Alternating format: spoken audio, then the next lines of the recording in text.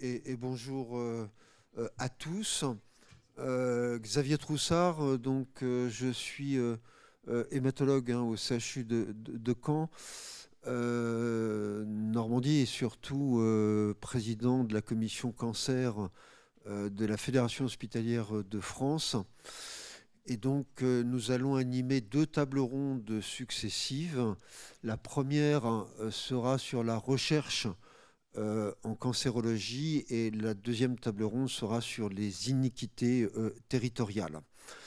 Je suis entouré d'un panel d'experts de façon très large.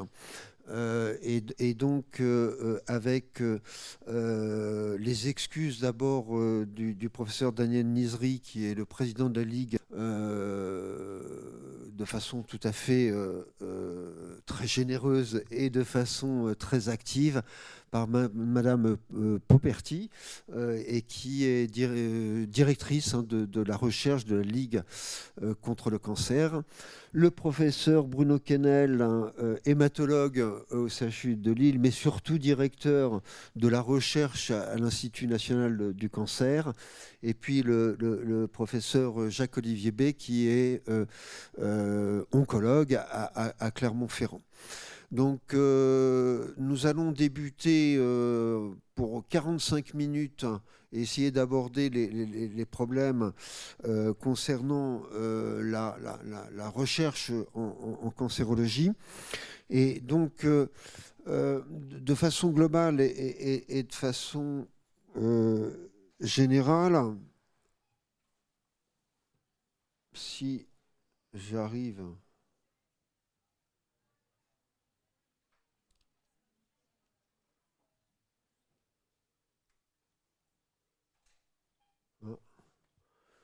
Visiblement, ça ne va pas passer. Voilà. Alors, comme vous le savez, hein, de façon très précise, la recherche est un sujet d'actualité de façon évidente. On ne va pas parler peut-être des difficultés de la France à produire le vaccin. On ne va pas non plus parler de tout ce qui a fait le palmarès du Point sur les 1000 médecins experts médicaux. On ne va pas évidemment non plus évoquer l'annonce d'Emmanuel Macron concernant la constitution des 12 IHU et des 4 bioclusters, qui évidemment sont des éléments moteurs et un élément d'attractivité, bien sûr, de façon majeure pour les professionnels de santé. C'est sûr que la recherche fait partie de l'attractivité, notamment dans les établissements publics, mais c'est aussi un élément extrêmement important pour la prise en charge des patients atteints de cancer. On sait que l'inclusion dans un essai clinique, bien sûr, favorise une meilleure survie, et donc le nombre d'inclusions dans les essais cliniques est aussi pour les patients un élément majeur. L'environnement est extrêmement changeant, hein, dans le domaine de la recherche. Tous les experts ici vont le montrer, bien évidemment, avec les révolutions technologiques, notamment numériques, mais pas que cela. Et il y a des enjeux scientifiques majeurs qui concernent évidemment la meilleure connaissance, hein, de la physiopathologie, donc un problème de connaissance, mais il y a aussi des enjeux sociétaux qui sont extrêmement importants. Avec la recherche qui n'est pas que cancérologique, hein, mais qui évidemment, je pense aussi à la recherche dans le domaine de la psychiatrie, qui est évidemment un sujet d'actualité extrêmement malheureuse, avec le décès de cette infirmière au CHU de Reims. Des enjeux donc des enjeux scientifiques, sociétaux, mais aussi économiques, économique, la recherche étant évidemment extrêmement pourvoyeuse dans le domaine de la promotion de l'économie française. Donc tous ces éléments font que c'est un sujet majeur et on va essayer de décliner cela de façon extrêmement précise. Alors, il y a eu un rapport qui a été fait sur la volumétrie, si j'ose dire, et la qualité des publications scientifiques en cancérologie, que je vais évoquer très vite en guise d'introduction pour évidemment replacer le sujet.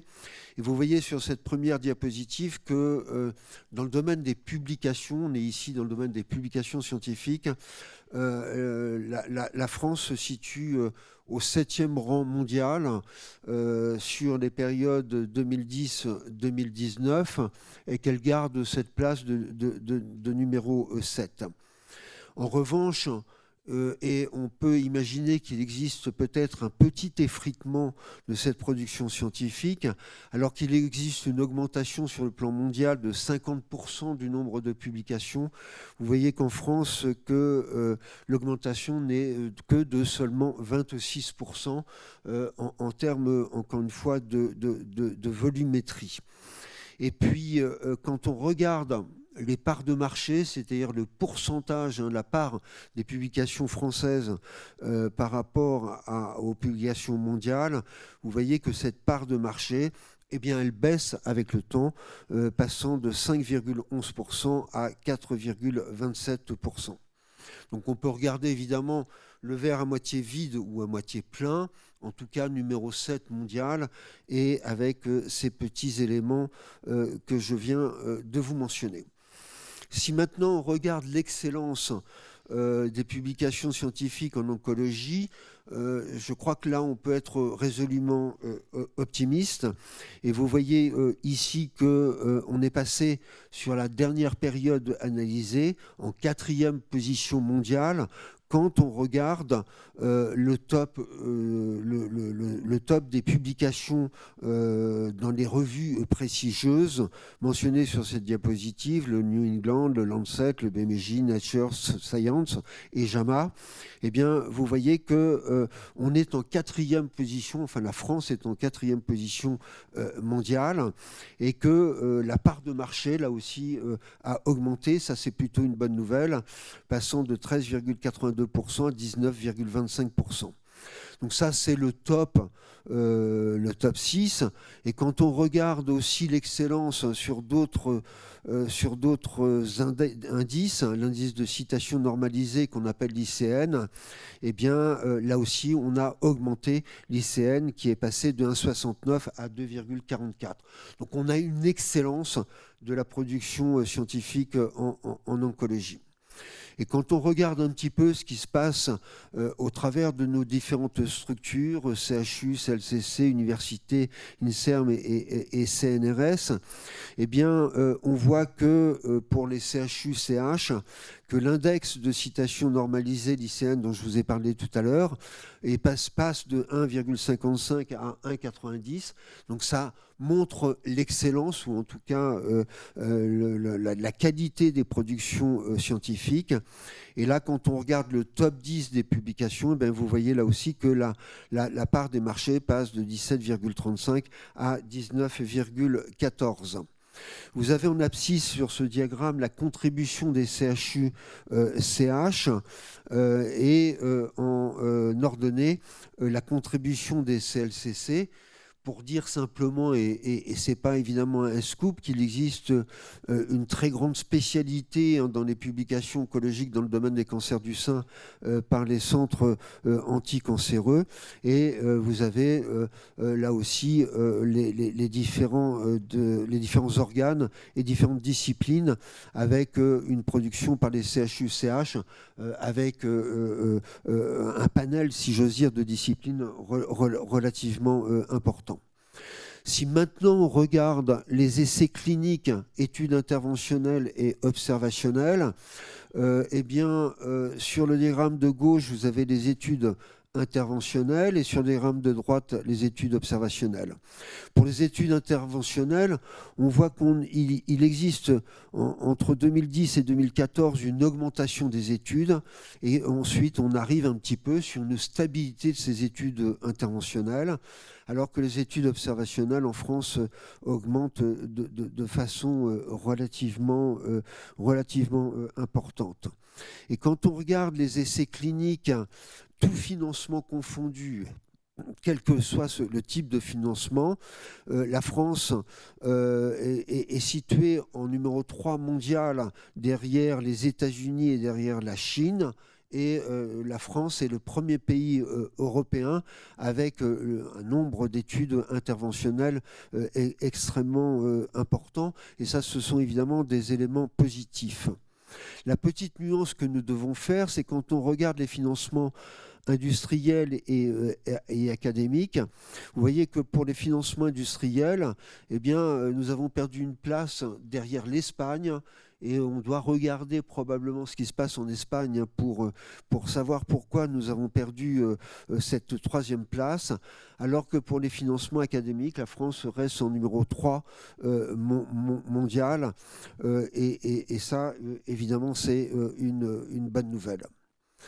Si l'on regarde maintenant le nombre de patients inclus dans les essais cliniques sur les 10 dernières années, eh bien, les études sont essentiellement des études multicentriques. Ça, c'est un premier point. Le deuxième point, c'est que sur une période de 10 ans, il y a eu environ 300 000 patients qui ont été inclus dans les essais cliniques. Et je vous rappelle qu'il y a environ 300 000 cancers tous les ans. Donc, ça veut dire que simplement, nous avons qu'un patient sur 10 inclus dans un essai clinique. Et ça, c'est un vrai sujet qui doit évidemment nous interpeller. Et si l'on regarde un peu ce qui se passe en fonction des régions et sur l'inclusion des essais cliniques, eh bien, on a des grandes disparités. Ça fera évidemment une introduction sur la 2e table ronde concernant les iniquités, et évidemment que ces différences sont dépendantes du nombre d'hospitaliers universitaires, évidemment des aspects épidémiologiques de chaque région, et donc tout ceci nous permettra évidemment d'engager la discussion. Voilà un petit peu en guise d'introduction ce que je voulais dire. Je vais laisser maintenant la parole peut-être dans un deuxième temps à Jacques Olivier qui va plutôt nous faire un point sur la recherche clinique. Donc Jacques Olivier, je te laisse la parole. Tu appuies sur la droite, sur la petite flèche à droite. Merci. Alors, effectivement, je vais vous parler un petit peu des enjeux de cette recherche clinique. Alors, les enjeux de la recherche clinique, c'est vrai en cancérologie, mais je vais en parler aussi de façon un peu plus générale. Finalement, je trouvais que le thème, en le restreignant trop à la cancérologie, limitait un peu le débat. Alors, il y a des spécificités, c'est vrai, en cancérologie qu'on verra, mais vous verrez que ma présentation est quand même plutôt de façon générale sur la recherche clinique dans les hôpitaux publics français. Donc déjà, bonjour à toutes et à tous, et merci donc de m'avoir invité à cette table ronde en essayant de vous parler de ce sujet. Alors d'abord, c'est toujours difficile de vous parler de quelque chose sans le définir. Et là, alors je vous assure, je n'ai absolument rien inventé. Vous verrez, vous trouverez cette définition donc à l'INSERM, hein, qui utilise cette définition pour nommer, j'oserais dire, et dénommer la recherche clinique, en disant que ça correspond à des études scientifiques, ça c'est sûr, ça reste de la science, mais de la science sur des personnes humaines, pour développer les connaissances biologiques. Ça, c'est vraiment important, hein, parce qu'on pense toujours aux données cliniques, mais c'est aussi les données biologiques et médicales, bien entendu. Ce sont bien souvent et presque exclusivement des recherches prospectives en termes de recherche clinique telle qu'on l'entend. Alors, il y a certes des recherches rétrospectives, mais là, on va parler de recherche prospective qui implique bien sûr des patients. N'oublions pas non plus les volontaires sains, notamment par rapport à certaines nouvelles drogues et les essais donc, de phase précoce. Et ces recherches sont bien sûr indispensables, on va le voir, pour comprendre les maladies, mieux les traiter et identifier les facteurs de risque potentiels. Voilà, alors je trouve que cette définition, elle est en fait assez juste, elle reprend à peu près tout de ce que je vais finalement vous présenter maintenant. Alors effectivement, c'est un enjeu majeur, on l'a dit pour la science, pour l'homme au sens général du terme, et je crois qu'il y a vraiment trois grandes parties par rapport à ces enjeux qu'on peut définir. Il y a effectivement d'identifier des mécanismes moléculaires et cellulaires qui sont impliqués dans les maladies, parce que mieux comprendre une maladie va permettre de mieux la traiter, et on peut faire des corrélations entre des données cliniques et des données biologiques, et ça c'est vraiment finalement la recherche clinique qui nous permet ça. Permet aussi d'identifier de ce fait des facteurs de risque génétiques et environnementaux. On a tous un peu connu le développement des formes familiales de cancer. On a fait des corrélations entre la présence de cancer dans des maladies et des gènes de prédisposition ou des anomalies finalement de fonctionnement des gènes pour une prédisposition au cancer. Donc ça, c'était vraiment important. Et enfin, bien sûr, ça, on le comprend tous, comparer différentes approches diagnostiques ou thérapeutiques qui nous permettent d'avancer constamment. Je vous ai mis du coup les trois conséquences. C'est bien sûr sur les maladies. On comprend mieux les maladies, finalement de leur épidémiologie jusqu'à la physiopathogénie. Et de ce fait, on peut agir sur la prévention et sur le traitement. Mais également mieux comprendre les médicaments dans leurs différents mécanismes d'action, dans leurs interactions, dans leur efficacité, dans leur toxicité. Et puis les nouvelles thérapeutiques du coup, qu'on peut imaginer, ce n'est pas que utiliser un nouveau médicament, mais c'est aussi utiliser de nouvelles associations, qu'elles soient de 2 médicaments, de 3 médicaments ou autres, avec des classes thérapeutiques différentes. Et enfin, ça concerne bien entendu le patient. Et je voudrais vraiment insister sur une chose, c'est que la recherche clinique, elle nous a permis d'améliorer la prise en charge des patients sur un plan finalement thérapeutique, et on verra tout à l'heure les conséquences sur la durée de vie par exemple, mais aussi sur le plan de la qualité des soins. C'est-à-dire que la recherche clinique, elle nous a permis aussi d'améliorer la prise en charge finalement de nos patients dans leur qualité de vie. Alors, je vous ai mis aussi 3 catégories de recherche clinique. Je crois qu'il faut quand même les avoir un peu en tête parce que ça permet de bien catégoriser, j'oserais dire, ce que l'on fait. Il y a vraiment les recherches interventionnelles dites de catégorie 1 qui sont des interventions non dénuées de risque sur les personnes qui y participent. Donc ça, c'est vraiment la recherche clinique telle qu'on l'a en tête, mais il y a aussi des recherches interventionnelles de catégorie 2 qui ont finalement beaucoup moins de contraintes sur les patients ou sur les personnes qui y participent. C'est souvent des recherches donc, de type interventionnel ou en tout cas avec des actes peu invasifs. Je vous donne un exemple.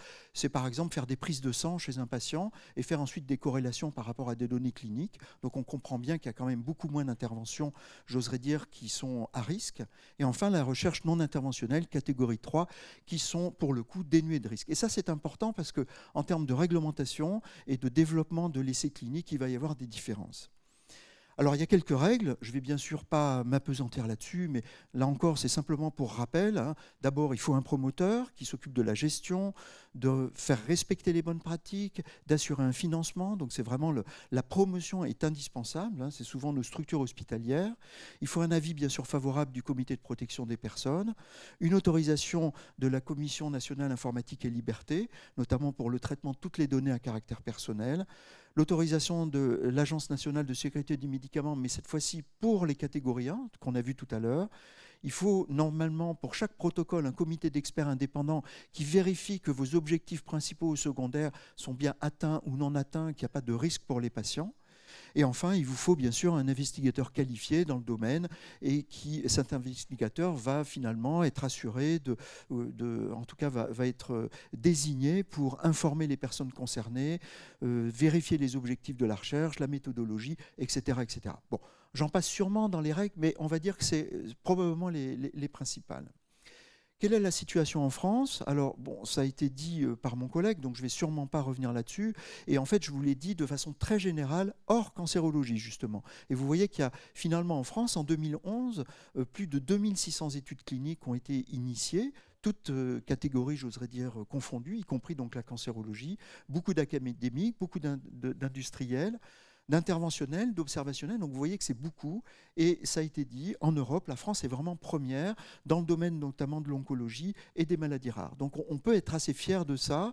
Il y a eu pour ça des politiques très volontaristes de l'État, avec notamment la mesure 3 du plan gouvernemental, qui est l'innovation santé 2030, qui est comme objectif de faire la France le pays leader en Europe pour les essais cliniques. Et je vous rappelle aussi, par rapport à la cancérologie, la stratégie décennale du plan de lutte contre le cancer, qui est extrêmement importante, et notamment il y a 2 axes qu'il faut peut-être retenir par rapport à la recherche clinique. C'est l'axe 3 pour lutter contre les cancers de mauvais pronostic, et ça, la lutte va passer justement par des essais cliniques. Et l'axe 4, c'est de s'assurer que le progrès bénéficie pour tout. On verra qu'il y a effectivement des inégalités territoriales, y compris pour la recherche clinique. Et donc l'axe 4 est à mon avis, vraiment concerné par rapport à la recherche clinique également. Alors il y a un vrai bénéfice. Ce bénéfice, c'est difficile de tous vous les lister, je l'ai mis au singulier, mais de façon très générale, et ça a vraiment révolutionné la prise en charge du cancer. Si on revient là, plus spécifiquement par rapport au cancer, plusieurs ici dans la salle, et en tout cas ici sur cette table ronde, pourront témoigner de ce qu'on a connu en cancérologie. On a connu l'apparition des cétrons, on a connu l'apparition des facteurs de croissance hématopoïétique, puis finalement, on a connu l'apparition des inhibiteurs des tyrosine kinases et des anticorps monoclonaux, donc avec les thérapies ciblées. Et aujourd'hui, on connaît la révolution de la thérapie cellulaire avec des cellules génétiquement modifiées. Et ça, c'est quoi? C'est 30 ans, 30, 40 ans. C'est finalement pas beaucoup, c'est une génération, allez, on va dire une génération et demie. Donc vous voyez, énormément de choses de fait qui nous ont appris à connaître de la génomique à l'utilisation finalement des molécules et des traitements et d'améliorer de ce fait les survies ainsi que les qualités de vie avec ou sans traitement. Vous voyez que tout ça, c'est vraiment quelque chose que la recherche clinique a vraiment permis de promouvoir. J'ai mis à la fin de cette diapositive quid de l'intelligence artificielle et finalement vous voyez que le numéro du point tombait finalement vraiment là-dessus parce qu'on est dans cette révolution-là.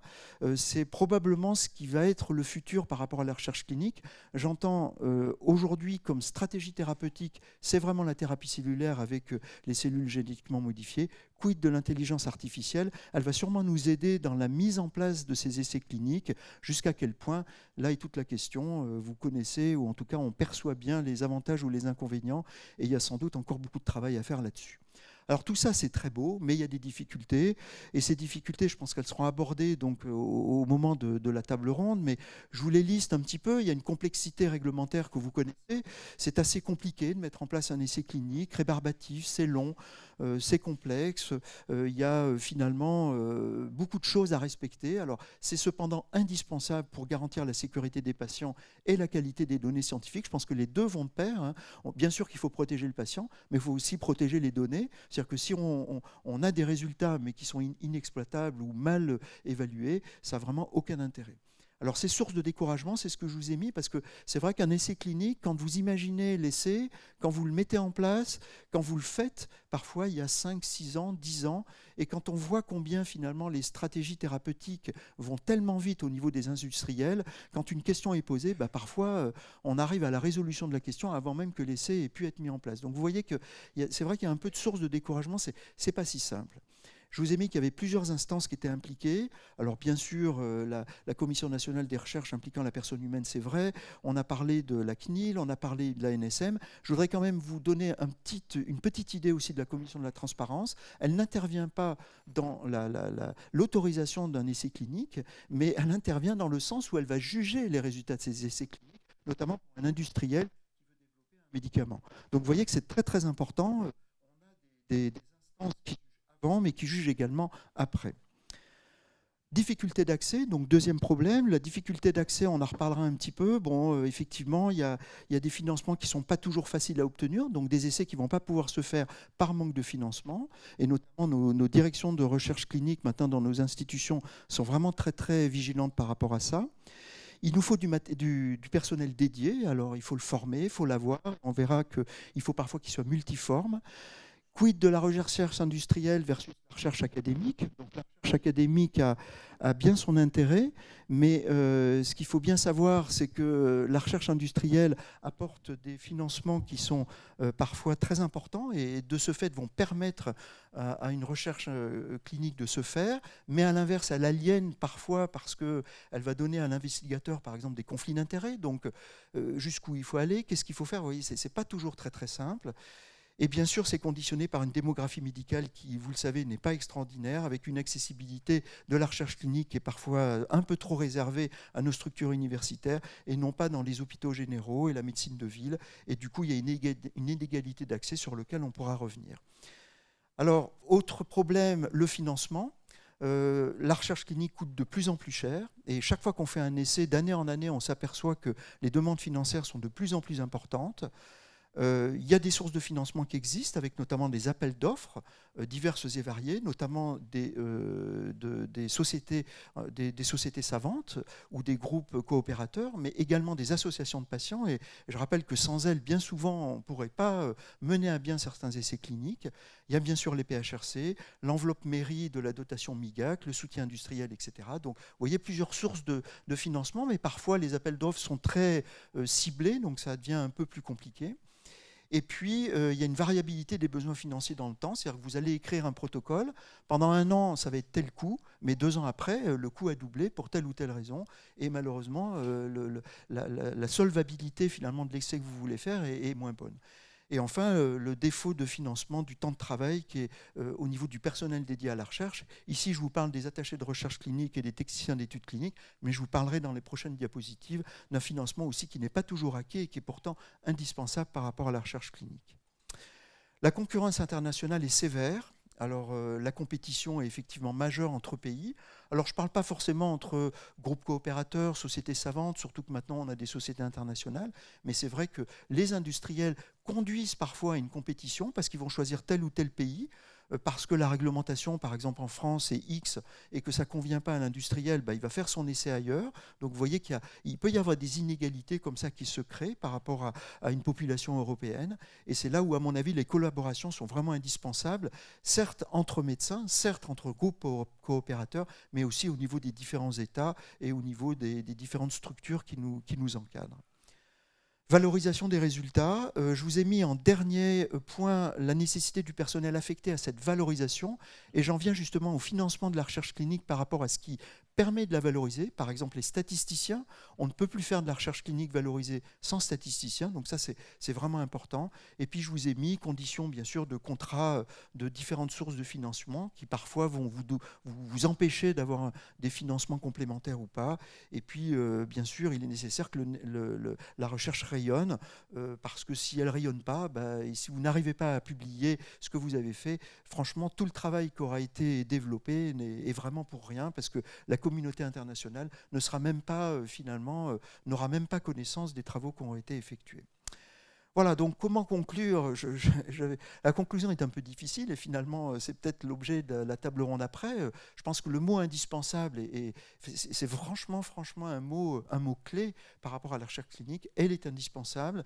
C'est un des axes du plan décennal. On l'a vu par rapport à l'axe 3 et à l'axe 4, c'est évident. Et je pense qu'on a beaucoup de soutien par rapport à ça au regard de l'Institut national du cancer. C'est une suite logique de tous les développements de la recherche fondamentale et de la recherche translationnelle. Bien sûr, il y a énormément de difficultés à mettre en place les essais cliniques, on l'a vu, avec un peu d'aide qui est parfois donnée par nos DRCI, mais ce n'est pas toujours facile. Et on parlera de l'inégalité parce que je pense qu'à l'innovation, et notamment aux nouvelles molécules, il y a malheureusement beaucoup d'inégalités. Voilà ce que je pouvais dire et ce qui fera l'objet, je suppose, de questions et de débats. Merci. Merci beaucoup, Jacques-Olivier. Je vais tout de suite passer la parole évidemment à Bruno pour connaître un petit peu, je dirais, le regard de notre tutelle et de l'Institut national du cancer dans ces différentes composantes, recherche fondamentale, peut-être clinique et translationnelle. Alors, j'insisterai un peu et je présenterai rapidement plutôt l'effort, comment est organisé et comment se fait l'effort de recherche fondamentale en France. Puisque sans recherche fondamentale, vous n'avez pas d'amélioration du sort des patients. Je dis toujours qu'il y a une révolution thérapeutique par décennie en cancérologie. Le reste, on fait beaucoup de recherche incrémentale, en fait, donc qui est très important. Mais pour avoir l'immunothérapie, il découle de travaux qui ont été faits au départ dans la drosophile. Donc vous devez continuer, on doit continuer à alimenter cet effort de recherche fondamentale si on veut faire des choses utiles. Alors, en quelques slides, juste pour vous décrire un petit peu comment est organisée la recherche fondamentale en France, et puis ça permettra d'introduire le débat. Donc vous avez des opérateurs, les gens qui font concrètement la recherche fondamentale, et bien entendu ce sont les grands organismes de recherche, principalement l'INSERM et le CNRS, je vais revenir, mais aussi beaucoup d'acteurs, le CEA, et puis des acteurs qui vont intervenir à différents degrés, par exemple en hébergeant les unités de recherche, comme les CHU, les SLCC, les Pasteur, Curie, enfin voilà. Et puis bien entendu aussi l'industrie qui va directement ou indirectement, via des contrats, alimenter cette recherche fondamentale. Alors, pour vous donner un ordre d'idée, par exemple, qu'est-ce que ça représente? L'INSERM, on a 37 unités sur le territoire qui représentent 80 équipes de recherche et 1800 personnes impliquées. Ça représente 15% des personnels de l'INSERM, en fait, donc c'est relativement important par rapport aux thématiques. Le cancer est une grosse thématique. Le CNRS, c'est à peu près la même chose, avec une définition qui est plus difficile, puisque le CNRS est plus centré sur des thématiques très fondamentales. Comme je vous le dis, quelqu'un qui travaille sur la drosophile, quelqu'un qui travaille sur la réparation de l'ADN dans la levure, va produire de la recherche qui va à terme pouvoir être extrêmement important en termes de changement de prise en charge, de thérapeutique, mais au départ, il n'est pas étiqueté en cancérologie. Donc en fait, beaucoup de gens font de la recherche en cancérologie de façon directe ou indirecte. Un point important, et je pense que c'est dans l'évolution des politiques de recherche, vous voyez que beaucoup de ces structures sont en co-tutelle. Et quand on regarde par exemple le nombre d'unités INSERM en cancérologie, au lieu de s'accroître, il diminue en fait.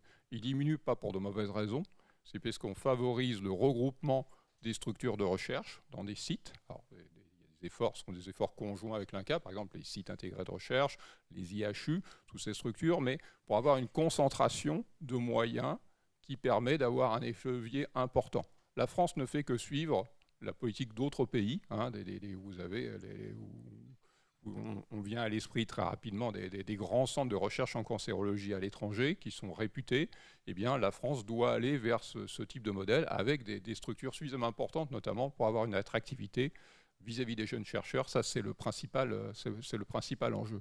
Alors, comment a été piloté tout ça ? Alors, j'ai essayé de vous faire quelque chose de simple. En France, on aime bien la complexité.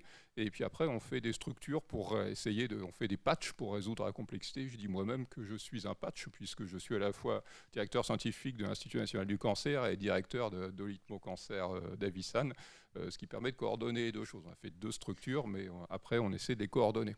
Alors, bien sûr, l'INCa va piloter la stratégie nationale de recherche en cancérologie, pas seul bien entendu, et la mettre en œuvre via essentiellement des financements et de l'animation scientifique, aussi bien au niveau national en définissant des actions structurantes comme les CIRIC par exemple, des réseaux, via des partenariats internationaux, et puis aussi à l'échelle loco-régionale via le cancéropole. Alors, je vous ai dit, vous avez différents organismes de recherche, comme l'INSERM, le CNRS, le CEA, etc. Donc, il y a un certain nombre d'années, a été créée une structure, Avisan, de façon à coordonner les actions des grands organismes de recherche.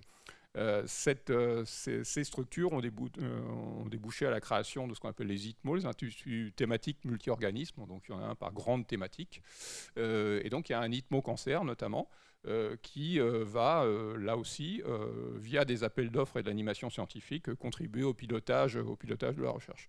Alors, il n'y a pas du tout concurrence entre ces structures, c'est tout à fait complémentaire.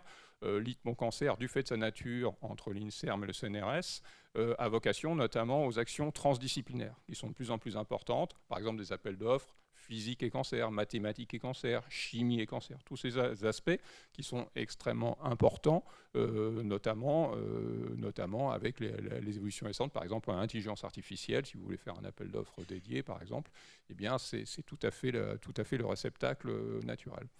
Ces organismes vont, l'Institut national du cancer, l'ITMO Cancer, en partenariat, bien entendu, avec les autres organismes, les CHU notamment, eh bien, vont mettre en œuvre d'autres types d'actions. La première, ce qu'on appelle les actions socles, ce sont les appels d'offres récurrents. Je vous ai dit qu'il faut financer la recherche fondamentale, et donc il faut financer une recherche non pilotée, ouverte à l'investigateur, voilà, financer. Et ça, c'est un élément essentiel, récurrent, qui fait partie du paysage depuis de nombreuses années, et qui est devenu un élément essentiel des équipes compétitives en cancérologie, en fait, de décrocher, par exemple, ce qu'on appelle le PL Bio, qui est un appel d'offres, justement, dédié à la recherche fondamentale, et puis toutes les autres actions, dont, effectivement, transversales, par exemple, avec interdisciplinaires, qui pourraient être mis en œuvre aussi par l'ITMO. Et puis vous savez qu'une stratégie décennale, Jacques-Olivier en a parlé tout à l'heure, a été mise en place de façon à avoir une action sur la durée. Alors, avant, il y avait des plans quinquennaux. Une durée de 10 ans a été jugée plus pertinente dans le domaine de la cancérologie. La France n'est pas la seule à avoir une stratégie décennale. Hein. Le Japon a une stratégie décennale. L'Australie a une stratégie décennale. Donc ça semble la bonne échelle de temps avec des objectifs qui ont été fixés, hein, que je pense que vous connaissez, mais que j'ai relisté ici. Il y aura une réévaluation en 2025, hein, donc à mi-parcours, mais un certain nombre d'actions ont déjà été entreprises, je vais y revenir. Et puis vous avez un autre échelon maintenant qui intervient, qui est l'échelon européen, en fait, avec un plan cancer européen, avec des financements importants, qui montent en charge progressivement, avec différentes actions, par exemple sur le partage de données, qui est un sujet tout à fait essentiel. Alors, juste quelques éléments sur la stratégie décennale de lutte contre le cancer, puisque l'INCa est directement impliqué sur cet aspect et met en œuvre les financements supplémentaires qui ont été mis en route. Vous voyez, un certain nombre d'actions ont été déjà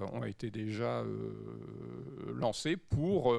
voilà, il y a 234 mesures qui sont prévues sur ces 4 grands défis stratégiques. Alors, juste pour introduire la discussion après, je pense avoir quelques chiffres clés en tête. Alors, je vous donne les financements juste qui ont été fournis, par exemple, en 2021 par l'INCa et l'ITMO sur la recherche. Alors, c'est qu'une part du financement de la recherche, bien entendu. Hein. On ne compte pas les salaires, tout simplement, par exemple, qui sont dédiés dans les EPST aux équipes de recherche. Hein, c'est juste des programmes. Et si vous donnez un ordre d'idée, et puis les proportions, par exemple. Bien, la recherche fondamentale en biologie, sur 88 millions d'euros, a représenté 54 millions d'euros en 2021. Alors, ça peut sembler beaucoup et pas beaucoup, hein, puisque les coûts des grands programmes de recherche en cancérologie avec des questions fondamentales ont augmenté de façon logarithmique durant la dernière décennie. Un bon exemple, l'INCa est en discussion par exemple pour établir un partenariat avec nos collègues anglais du Cancer Research UK sur ce qu'ils appellent qui s'appelle Cancer Grand Challenge pour résoudre des grandes questions. Et ce Cancer Grand Challenge, qui était fait en partenariat avec le NCI, attribue des grants aux équipes de 25 millions d'euros de livres. 25 millions de livres. C'est pour vous donner un peu l'échelle des financements aujourd'hui pour résoudre des problèmes avec des résultats significatifs en cancérologie. Alors, ce sont des grands défis, par exemple, établir la cartographie de l'ensemble des anomalies moléculaires de métastases par rapport à la tumeur primitive, comme ça, et qui aboutit effectivement à des publications. Hein. Il y a eu récemment la publication de 6 ou 7 papiers dans Nature de la même équipe dédiée. Voilà. Mais c'est à ce niveau de financement. Donc, vous voyez, on consacre environ 54-55 millions d'euros par an sur ces aspects fondamentaux pour toute la France, sur un des organismes principaux. Voilà, on peut faire mieux, je pense, encore. Alors, un autre point important, sur la période, vous voyez, 2007-2021, l'INCa, l'ITMO Cancer et puis la DGOS, via les financements des PHRC Cancer, a consacré 1,427 millions d'euros, dont 589 millions d'euros en biologie et sciences du cancer, donc sur les aspects fondamentaux. Mais ce qui m'a semblé intéressant, c'est de regarder la proportion finalement de recherche libre, en fait, hein, la spontanée vis-à-vis de la recherche pilotée. Vous avez 50% environ hein, de la recherche qui est clairement à l'initiative de l'investigateur. Et puis vous avez de plus en plus de recherche pilotée, hein, qui correspond à la stratégie décennale, c'est typique, hein, des objectifs. Et aussi des actions structurantes qui sont aussi quelque part de la recherche pilotée. Donc près de la moitié de l'effort de recherche fait l'objet de définition d'objectifs par les organismes. Alors, j'introduis cette question dans le débat. Il me semble, est-ce que c'est le bon curseur? Est-ce qu'on consacre trop? Pas assez? Est-ce qu'il faut... j'étais à Londres en mars, justement lorsque le Cancer Grand Challenge, les challenges du CRUC ont été annoncés, et la position du CRUC et du NCI est clairement qu'il faut une recherche non pilotée. Ça, c'est c'est leur philosophie, en tout cas pilotée à un niveau minimal. En France, on a, dans d'autres pays, on a une vision un peu différente. Des grands pays comme les États-Unis, la Moonshot Initiative du vice-président à l'époque, Biden, était une recherche aussi pilotée, avec des objectifs pilotés. Voilà. Où est le bon curseur ? Dans quelle mesure on va avancer plus vite ou moins vite avec des objectifs pilotés ? Je n'ai pas la réponse. Je pense mais le débat mérite d'être posé, puisqu'on a des grandes tendances qui commencent à se dégager aujourd'hui. Est-ce qu'il faut mettre le frein sur ce management et ne pas aller dans le micro-management de la recherche, rester open? Ça, je pense qu'on peut en discuter. Merci beaucoup Bruno. Alors quel est le regard de la Ligue vis-à-vis de ce sujet qui est évidemment important ? Peut-être réserve des patients, peut-être un accès compliqué, difficile, peut-être que ça ne va pas suffisamment vite. Quel est un peu le regard que vous avez ? Donc d'abord, merci beaucoup de nous donner la parole à cette table ronde. Je vais avoir le rôle de remplacer au pied levé, moi aussi, le président Nizri, qui aurait eu beaucoup à parler sur ces sujets-là, notamment en termes d'inégalité. Donc je vais reprendre au moins le fil là où il avait été mis à un moment donné sur l'égalité d'accès à l'innovation, que ça représente les essais cliniques, la recherche clinique pour les patients. Donc ça a été un peu le cheval de bataille de la Ligue de longue date, parce qu'en fait le constat, vous l'avez tous, mais on l'a de façon très prenante à la Ligue, les essais cliniques, c'est vraiment pour le patient l'espoir.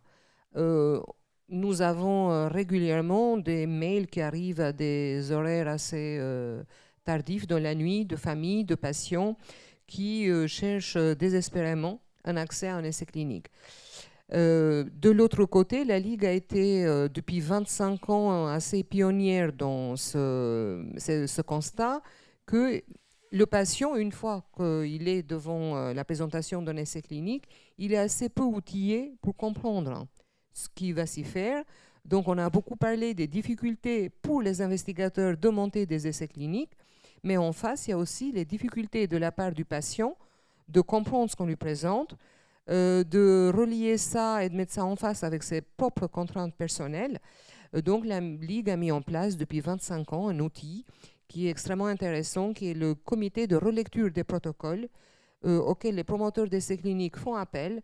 Et il y a une relecture de la note d'information aux patients. On a assez peu parlé également du fait que les notes d'information aujourd'hui sont devenues un frein important à la participation dans les essais cliniques. Il y a pour vous, investigateurs, un temps incroyable à passer à les lire, à les relire. Elles font souvent 60 pages, ce qui est en soi complètement inacceptable.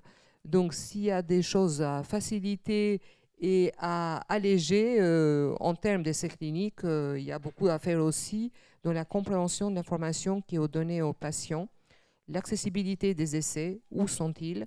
Il y a des efforts qui sont faits là-dessus qui sont extrêmement louables. Et derrière, on a parlé de communication, de rayonnement en termes de publication. On est très attachés parce que c'est pour nous aussi un des indicateurs d'activité de financement qu'on octroie. Mais ce qui est important aussi, c'est aussi de dire que le patient a le souhait de savoir, d'avoir un retour sur ses essais cliniques. Donc, chaque fois qu'il y a des études qui sont publiées dans des congrès internationaux, on a, nous, un effet rebond immédiat avec des appels des patients pour savoir où est-ce qu'ils vont avoir accès à ces médicaments, etc. Donc, il y a aussi de la marge d'amélioration dans la communication à faire sur les résultats issus de cette recherche clinique. J'avais un autre aspect que j'ai retenu de toute cette discussion, notamment tout ce qu'a montré Bruno sur les financements de la recherche par l'Institut national du cancer et l'ITMO Cancer sont assez intéressants parce qu'ils sont, je dirais, superposables en termes de pourcentage, de répartition avec ce que la Ligue fait.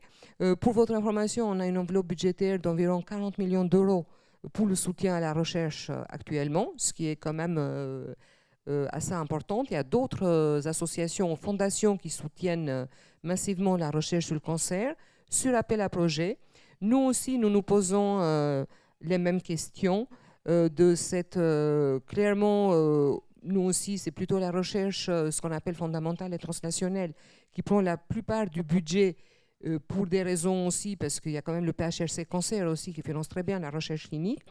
Mais on a le souci et le souhait de continuer à soutenir la recherche clinique sur des aspects qu'on trouvera moins dans les appels à projets PHRC, DGOS.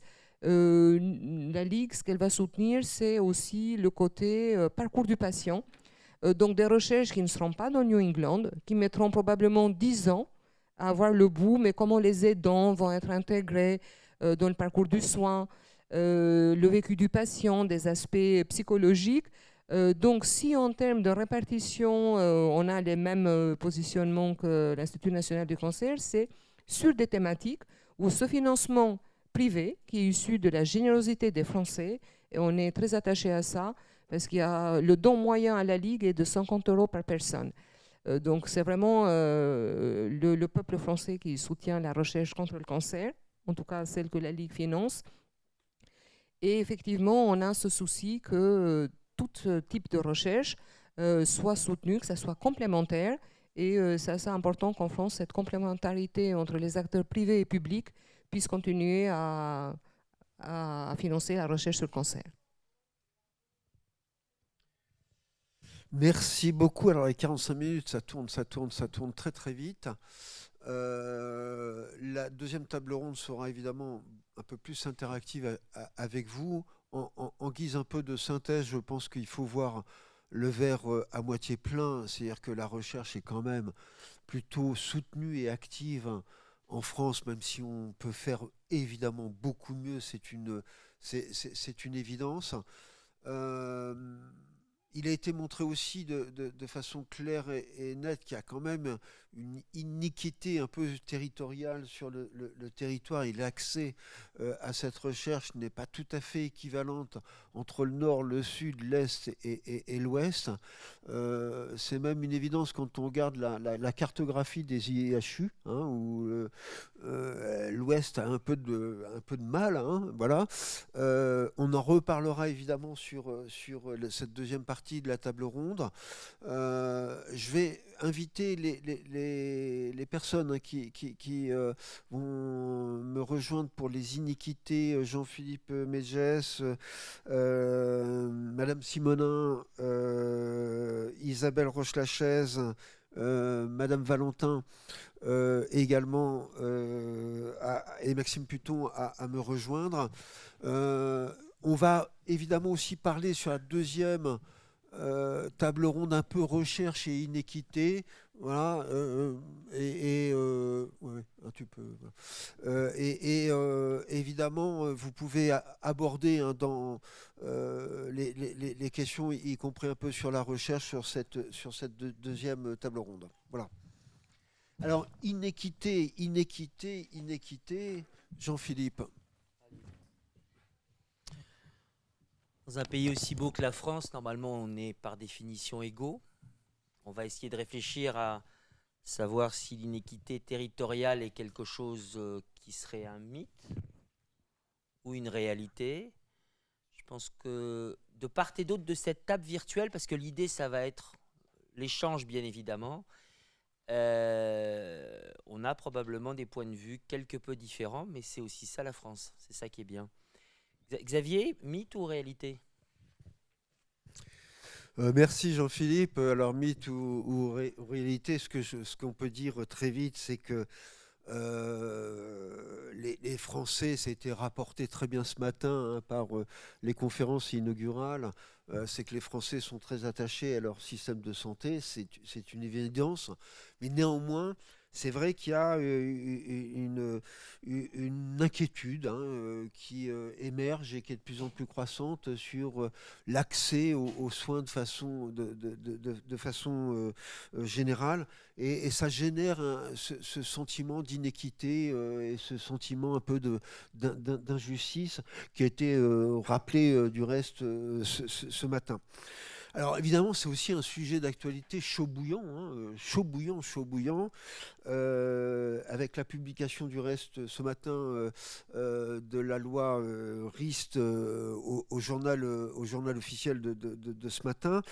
Ça concerne les problèmes de primo-prescription, ça concerne évidemment la responsabilité collective sur la permanence des soins qui a été rappelée très très largement ce matin par nos ministres respectifs.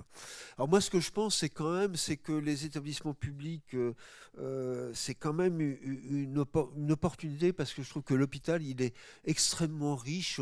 Ça a été même rappelé ce matin par le brassage des personnalités, le brassage des métiers, le brassage des cultures, et que ça, c'est une vraie opportunité, je dirais, en termes de réflexion. Mais néanmoins, on est confronté à deux sujets qui seront probablement évoqués, qui sont parfois des propositions qui s'entrechoquent avec un enjeu financier que l'on comprend bien, qui est le problème de la soutenabilité du système de santé. On comprend bien, évidemment, mais de l'autre côté, et ça a été rappelé aussi ce matin, sur la nécessité d'une prise en charge globale du patient et du diagnostic, et même avant si possible, hein, jusqu'à la guérison, la gestion des séquelles, voire même la prise en charge du décès. Et nous sommes attachés, nous, vraiment à la prise en charge globale qui je crois, est extrêmement importante. Alors, bon, on connaît le constat, les iniquités, c'est une évidence. On parle de la démographie médicale, on parle du renoncement aux soins, et nous y sommes tous attachés. Je crois quand même qu'on a deux opportunités. La première opportunité, c'est l'action à court terme sur les PRS. Et j'espère que chacun d'entre nous a fait remonter au niveau régional ses volontés, ses désirs, et puis évidemment des enjeux peut-être à plus long terme, on va dire, qui concernent évidemment les propositions de loi, et notamment celle de Frédéric Valletoux, qui était l'ancien président de la Fédération hospitalière de France. Donc oui, inéquité, cela existe, c'est une réalité, mais je crois qu'on a probablement une opportunité majeure à les réduire. Ok, d'accord. Mais le fondamental, c'est que ceux qui pensent qu'il peut y avoir une iniquité, ceux qu'il faut interroger, c'est par définition les patients. On a vu le professionnel. Qu'en pensez-vous ? Si vous me donnez la parole pour que je vous parle comme patiente, je vais être ennuyée, parce que je peux plus facilement vous parler comme directrice générale adjointe des Hospices civils de Lyon. Non, d'Hospices civils de Lyon, mais il y a une notion qui va être aujourd'hui que les patients au sein des hôpitaux... Oui, non, attends. J'ai calculé mon truc. Au sein des hôpitaux, ont la parole. Et ça aussi, ça me paraît extrêmement important, parce que le truc qui est très général, l'inéquité, etc. Ok, mais en territoire, qui peut parler? C'est les comités de patients dans les hôpitaux. C'est pour ça que je voulais faire rebondir les Hospices civils de Lyon, si je puis dire, sur le côté et la parole dans un hôpital. Et bien évidemment, on va passer au plus général avec les patients, une vision plus nationale. Alors, je me lance du coup, dans une réponse qui va être complètement spontanée et pas sur les quelques éléments que j'avais préparés, en me disant finalement, quand on parle d'inéquité territoriale, qu'est-ce que ça veut dire à l'échelle d'un hôpital, avec toujours, je pense, à la fois l'avantage et l'inconvénient, a fortiori quand on est, comme les Hospices civils de Lyon, le deuxième CHU de France, avec des équipes particulièrement spécialisées, des plateaux techniques de très haut niveau. Nous sommes porteurs avec d'autres établissements, les 3 autres CHU de la région et les 2 centres anticancéreux, d'une des 2 plateformes de séquençage génomique haut débit du plan France Médecine Génomique, qui a un axe cancer évidemment très fort. Et donc on a un panel d'outils, un panel de compétences, un panel de professionnels extrêmement important. Et la question qui est la nôtre, c'est comment on s'assure que tous ces moyens sont mises à disposition pour répondre à tous les enjeux de santé qui, à la fois pour être conçus comme très simples, parce que Lyon étant une très grande ville, nécessairement il y a un maillage urbain qui facilite l'accès aux soins, mais on sait qu'il y a beaucoup de contrastes sur notre territoire urbain et qu'il y a encore plus de contrastes si on regarde notre territoire au sens large de la responsabilité, puisqu'on a à la fois des communes très urbaines, des communes très rurales et des difficultés d'accès aux soins qui se matérialisent notamment par les difficultés de démographie médicale et soignante. Et donc tout ça fait un cocktail évidemment difficile, et pour autant notre responsabilité, elle est évidemment de trouver toutes les solutions qui garantissent qu'on favorise l'accès à nos ressources. Et c'était un des points qui me semblait important à partager. Du coup, je vais zoomer sur celui-là. C'est en fait comment on pense l'organisation. Alors, quand on est hospitalier, c'est ce que je disais, on a très vite tendance à considérer qu'on est le maillon essentiel, très structurant, c'est vrai, mais on n'est pas le seul maillon. Et aujourd'hui, on voit que, notamment après 3 années de crise Covid, des soins empêchés, et notamment sur certaines prises en charge, je pense que le cancer en est malheureusement une bonne illustration, des retards de prise en charge, des retards de diagnostic, des retards de soins.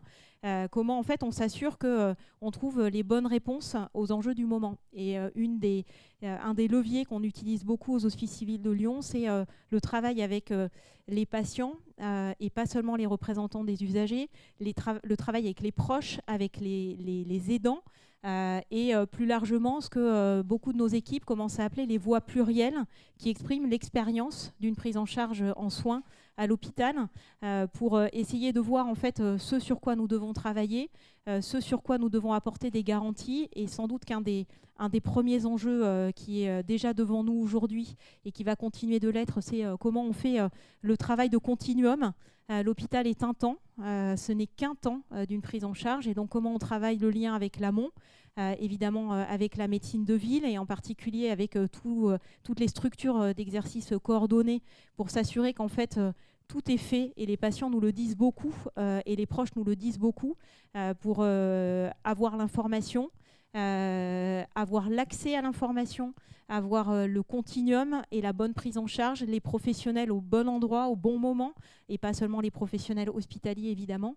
Et puis comment on travaille le parcours de soins, y compris, et je trouve que c'est peut-être la très grande note d'optimisme qu'ils font souligner, ce qu'est le parcours de soins après le cancer, comment on gère éventuellement les séquelles post-traitement, puis comment on accompagne aussi des patients qui survivent à une pathologie cancéreuse. Ils sont quand même nombreux aujourd'hui, et comment on les accompagne toute la vie. Et là aussi, l'hôpital ne peut pas être le seul garant de ce travail-là, et les professionnels nous disent beaucoup, les patients nous disent beaucoup, notamment dans le cadre de notre groupement hospitalier de territoire, ce qu'ils attendent de nous, c'est non plus seulement de penser nos organisations internes, mais nos organisations pour aller vers, sortir de nos murs, être capable de travailler avec tous les acteurs du système de santé, être capable d'aller en proximité des lieux où les patients se trouvent, et qui ne sont pas toujours des lieux de santé, notamment sur les territoires éloignés naturellement du système de santé, que ce soit des territoires urbains défavorisés, si vous me permettez de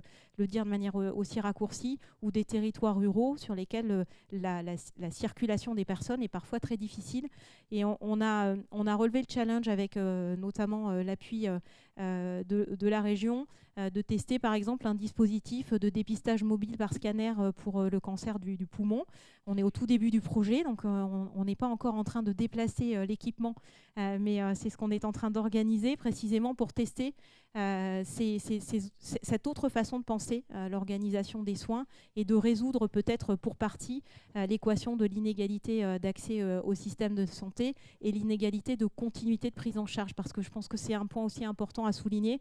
Alors c'est ma vision de directrice d'hôpital, qui n'est évidemment qu'une vision subjective des choses, mais je pense que notre responsabilité, c'est évidemment de permettre l'entrée dans un parcours de soins, mais de garantir en fait que ce parcours de soins il va aller jusqu'au bout, qu'il n'y ait pas de rupture. Et là aussi, dans les échanges avec les patients ou les proches de patients, on a quand même souvent ce retour de moments où la continuité de prise en charge s'arrête, où c'est compliqué de s'y retrouver avec un nombre très important d'intervenants qui peuvent prendre part dans un parcours de soins, et donc comment on résout aussi cette nécessité de coordination, ce qui, de notre point de vue, appelle l'émergence de fonctions spécialisées, de coordination.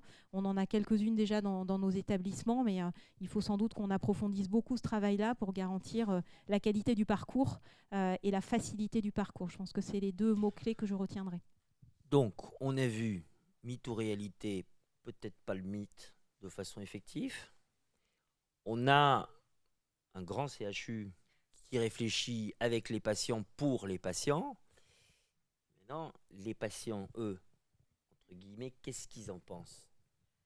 Alors déjà, donc je vais me présenter, je remplace mon président Daniel Nesri, je suis Catherine Simonin et je suis donc engagée dans la démocratie en santé en tant qu'usagère, représentante des usagers, également patiente avec 34 ans d'expérience patient, dont les parcours, je les connais bien, je les ai subis. Et c'est pour ça aussi que je suis engagée aujourd'hui pour essayer d'améliorer le parcours de soins et le parcours de vie dans la globalité des personnes qui sont concernées par le cancer.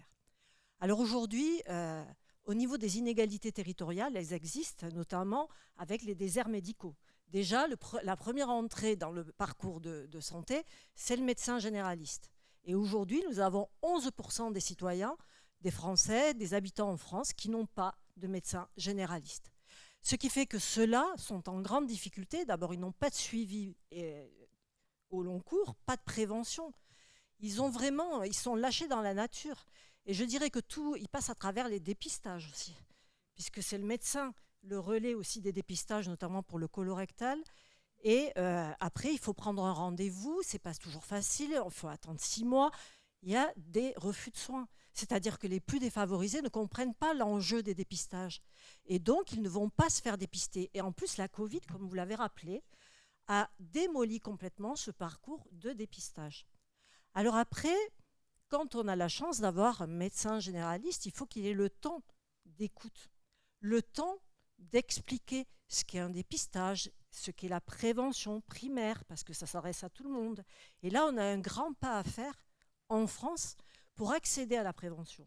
Le ministre en a parlé ce matin. En effet, il faut revoir, peut-être refonder cette santé pour essayer de ne pas tomber malade et d'essayer d'entretenir un certain nombre de notre population sans cancer. C'est aussi un objectif à trouver. Et ne serait-ce que de commencer par les enfants et l'éducation à la santé.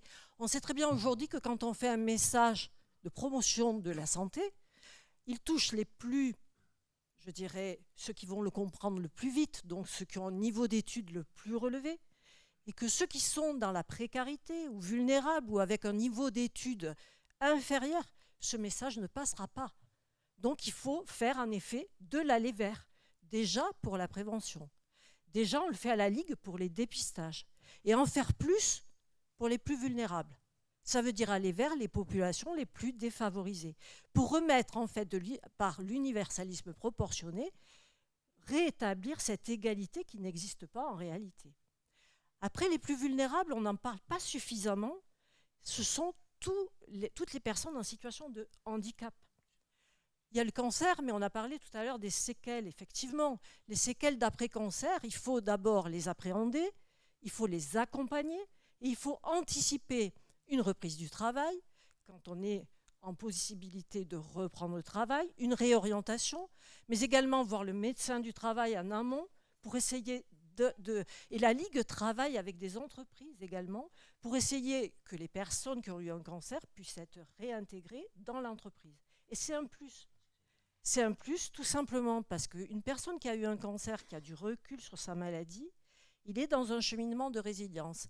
Et on se rend compte que les sociétés du CAC 40 avec lesquelles certains travaillent à l'INCa ou même avec la Ligue, tout simplement, eh bien, elles ont une faculté de mettre ce parcours de résilience au service de l'entreprise. Et c'est un plus pour l'entreprise et elles s'investissent à 300%. Pourquoi ? Parce que quand on a passé tous ces traitements qui sont difficiles, qu'on a accepté ces séquelles, qu'on reprend un pied dans la vie sociale, et la Ligue accompagne aussi l'après-cancer, pendant le cancer avec des soins de support. Et dans les inégalités également, il y a tout l'accès aux soins de support, qui est négligé pour certains, parce qu'il n'y a que 10% des patients qui accèdent à des soins de support. Alors évidemment, à l'hôpital, il y a des soins de support, mais ils sont pris d'assaut. La psychologue ne peut pas avoir tout le monde. Et la psychologue à l'extérieur, depuis mon parcours psy, s'est un peu amélioré. C'est un dispositif qui permet sur prescription d'avoir des séances de psychologie en ville, avec des psychologues conventionnés une par une. Mais en même temps, la Ligue propose des soins de support dans chaque département gratuits. Donc c'est un plus également dans l'accompagnement. Ce n'est pas assez connu, mais c'est vrai que quand les personnes sont prises en charge, on fait une évaluation des besoins complets et on voit qu'est-ce qui est nécessaire pour surmonter et aller vers un parcours de la vie d'après et construire sa vie, mais d'une façon avec du recul, d'une façon intelligente, et je dirais ne pas faire un coup de passion, je dirais quitter son emploi, ne pas retrouver un emploi et se retrouver après dans un problème social s'il y a rechute, par exemple. Anticiper toutes les possibilités pour aller vers quelque chose qui est dans la globalité. La globalité de la santé, c'est 3 piliers, santé mentale, sociale et physique. Et il ne faut pas perdre cela de vue. Et essayer de préserver son capital de santé doit être un objectif du service public, mais également des médecins de ville, et s'impliquer dans cette prise en charge qui est carrément révolutionnaire. Parce que là, nous sommes dans le curatif, trouver la maladie, ne parler que de maladie. D'ailleurs, on parle de malades, de patients, jamais de personnes. Et donc, quand on arrive à parler de personnes malades, c'est un état transitoire et on ne réduit pas la personne à sa maladie. Voilà ce que je voulais dire. Et après, il y a le volet handicap tout court, qui n'ont pas accès au dépistage. La prévention, on leur en parle très peu. Quand il y a un déficit cognitif, il y a quand même des biais, je dirais des leviers pour aller solliciter aussi ces populations-là qui sont en grande vulnérabilité et dans les dépistages et dans les prises en soins. Donc, ne parlons pas des soins de support pour eux. Je pense qu'on n'en est pas là. Mais honnêtement, il y a un vrai enjeu d'amener tout le monde sur le chemin de la santé et la santé globale. Alors tout d'abord, un énorme merci pour ce que vous venez de dire. Cette vision globale de finalement plein de gens, bien évidemment le patient au centre, mais plein de gens qui autour vont... C'était un week-end de rugby, ce week-end. C'est le concept de la mêlée où tout le monde pousse ensemble et où inexorablement la mêlée avance si on pousse tous au même tempo. S'il y en a un qui s'arrête de pousser, la mêlée tourne, on repère rapidement la chose. Et ce tout ensemble est pareil extrêmement important et c'était très important qu'il y ait la parole, bien évidemment, de votre histoire derrière, vous l'avez très bien expliqué, mais globalement des patients. Alors on a souhaité aussi, on a vu Lyon, on a vu notre président de FHF Cancer qui nous a parlé de mythe ou réalité. On a souhaité aussi inviter une de nos collègues qui est d'un hôpital public, général, puisque Fédération Hospitalière de France, c'est l'ensemble des hôpitaux publics. Et donc, Mme Roche-Lachaise, Isabelle, ton ressenti, c'est quoi alors? Pas simplement sur le mythe ou réalité, mais l'histoire chez toi, j'allais dire. J'admire ce que j'ai entendu, surtout à Lyon, avec tous les moyens. Alors moi, j'habite, donc je travaille à Nevers, je suis responsable d'un hôpital de jour. Comme je suis généraliste, on l'appellera hôpital de jour à orientation onco-hémato. Je n'ai pas le droit à la primo-prescription. Donc je dépends de plusieurs hôpitaux et je ne sais pas si vous connaissez Nevers. Nevers fait partie de la région Bourgogne-Franche-Comté. 2h45 de Dijon. 2 heures de Paris au nord, 1h30 de Clermont au sud et 1 heure à l'est de Bourges. Donc en fait, plus près de Bourges, de Clermont de Paris que de Dijon, de sa propre région, quoi. Donc un petit peu excentré. Deuxième hôpital après celui de Dijon. Donc je dépends de beaucoup de centres. Pour l'hématologie, je travaille avec Clermont-Ferrand, avec Jacques-Olivier B, Olivier Tournillac. Pour l'onco, ça peut être Clermont-Ferrand, ça peut être Paris, ça peut être, c'est surtout Dijon en fait, le CHU et le centre Leclerc. Je suis à l'hôpital de jour depuis une quinzaine d'années. Ma collègue étant partie quasiment du jour au lendemain. Elle était généraliste également. Elle a passé la qualification. On lui a proposé un poste au CAC à Dijon. Elle est partie à Dijon du jour au lendemain. Donc, je me suis retrouvée un petit peu seule à devoir gérer des patients malades du cancer. Ce n'était pas simple. Ce pas des malades qui ont la grippe, hein, on est d'accord. J'ai depuis 3 ans un intérimaire avec moi, depuis 3 ans et demi, et avec la Loiriste. Il a signé un contrat jusqu'à fin août et je ne sais pas du tout ce qui va se passer au mois de septembre. J'ai actuellement un hôpital de jour de 15 lits augmenté à 17, puisque pour la petite histoire, il n'y a plus d'oncologue pour prescrire les chimiothérapies à Moulins, qui se situe à une 50aine de kilomètres de Nevers. Et donc, les malades ont été répartis entre Clermont-Ferrand, Montluçon, Vichy et Nevers. Enfin, ceux qui étaient plus près de la Nièvre, évidemment. Donc, j'en ai récupéré 40. Et j'avoue que ça va devenir compliqué, surtout pour l'été avec les vacances. On en a déjà discuté avec Jacques Olivier. Donc, au mois de septembre, je ne sais pas ce qui va se passer. Je suis un peu inquiète. Et je me sens un peu seule. Mais bon, j'essaie de faire mon travail comme je peux. Hein. Je n'ai même pas d'interne, donc je fais tout. J'examine, je valide les chimios qui ne sont pas des primo-prescriptions, hein, puisque je n'ai pas le droit. Je fais les ordonnances, je fais beaucoup de gestes en hématologie, donc les médulogrammes, les biopsies ostéomédulaires, ça me prend du temps. J'ai 3 demi-journées de consultation qui est exclusivement de l'hématologie. Voilà, et on a une consulte avancée avec Jacques-Olivier B, Olivier Tournillac, 1 fois par mois en alternance, pour les cas un peu compliqués ou les suivis de patients qui sont de Nevers et ont été allogreffés à Clermont-Ferrand. Voilà. Alors, c'est difficile. C'est pas facile tous les jours. Et je voulais aussi préciser que j'étais la présidente de la Ligue contre le cancer de la Nièvre. Et quand vous parliez des soins de support, effectivement, nous, on a une socio-esthéticienne qui est à la fois à 80% à l'hôpital et qui a aussi, donc, qui va aussi à la Ligue et qui est vraiment super. Et si j'étais accompagnée, si j'avais plus de monde avec moi, enfin, si j'avais au moins un oncologue fixe et peut-être une personne supplémentaire, moi, je trouve que les soins de support, c'est quelque chose qui m'intéresse. J'aurais bien voulu faire un DU de soins de support. Tout ce qui entoure le cancer, je trouve ça bien. Mais malheureusement, là, c'est un petit peu compliqué. Voilà, c'est difficile. Et l'avenir, je ne le vois pas très, très beau, puisque le service de pneumologie a fermé lundi. Le médecin des soins palliatifs vient de démissionner. Et il risque de partir à la fin du mois de mai. Enfin, il va partir à la fin du mois de mai. Donc là, ça va être compliqué d'assurer des soins de qualité. Isa, tu peux nous rappeler le bassin de population ? Alors, Nevers, il y a 32 000 habitants. On est en perte quand même chaque année. Et avec l'agglomération qui comprend 13 communes, ça fait 52 000. Sachant que tu as des patients qui sont en dehors de ces 13 communes. Sachant qu'on est très proche du Cher. Alors, et on est proche du Cher parce qu'en fait, l'hôpital est à 6 km du Cher.